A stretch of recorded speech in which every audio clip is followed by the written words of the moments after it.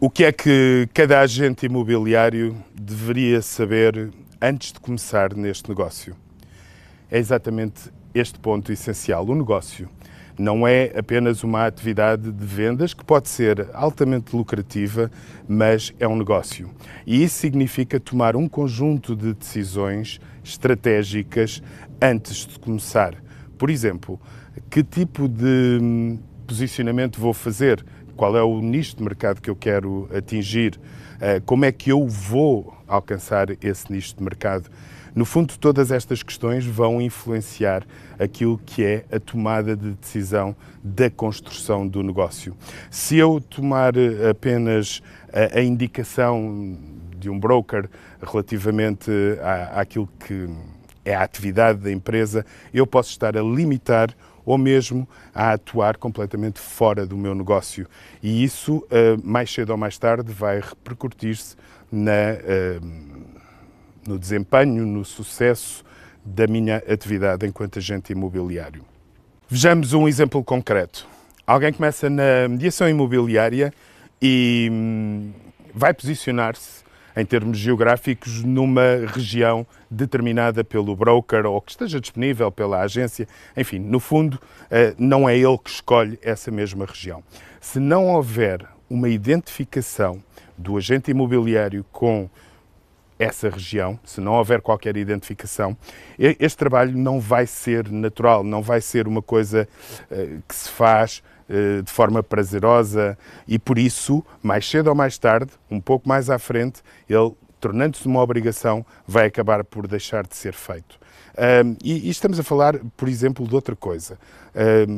Será que eu me sinto bem a fazer bate-porta? Em contactar as pessoas, fazer uma abordagem na rua?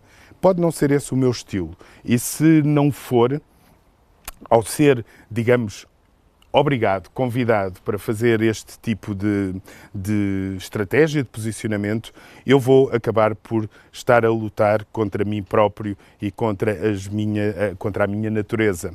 E posso dar aqui um outro exemplo também.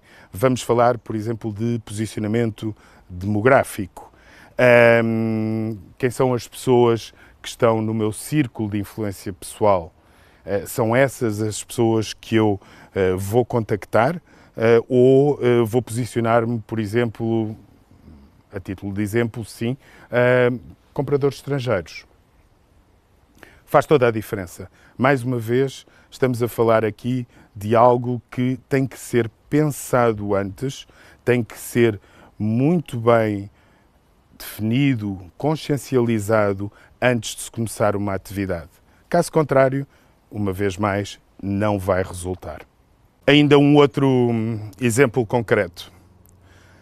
Trabalhar residencial, segunda mão, portanto aquilo que nós vulgarmente chamamos o retalho, ou obra nova, construção nova, ou seja, empreendimentos. Trabalhar comercial ou trabalhar residencial. E todas estas questões também influenciam a tomada de decisão que deve ser feita logo ao início. É certo que em muitas agências esta opção nem sequer se coloca e por isso o agente tem que, no fundo, se adaptar àquilo que é a orientação do broker, que é, no fundo, a decisão estratégica de quem é o dono do negócio. Mas não tem que ser assim. Um agente imobiliário que seja profissional e independente escolhe o seu caminho. E há aqui outra dimensão também que eu ainda não abordei, que tem a ver com as fontes de rendimento. Estará um agente único e exclusivamente dependente de uma fonte de rendimento? Estará ele dependente apenas dos parceiros que a agência lhe diz que são os parceiros com os quais deve trabalhar?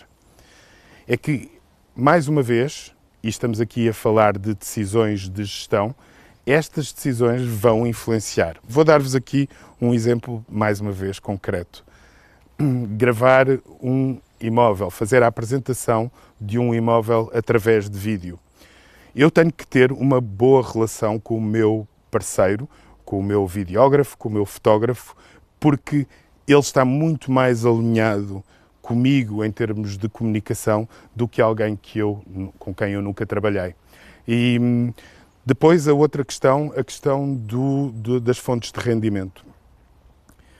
Ter uma única fonte de rendimento, ou seja, aquilo que decorre da produção, ou seja, dos negócios que nós vamos fazendo, tem uma ameaça óbvia. É que se por algum motivo, seja de saúde, seja outro qualquer, eu não puder continuar a minha atividade ou tiver que a suspender durante algum tempo, eu vou ficar sem qualquer outra fonte de rendimento. E, mais uma vez, estamos a falar de decisões de negócio. Decisões essas que normalmente não são colocadas no processo de integração de um agente imobiliário.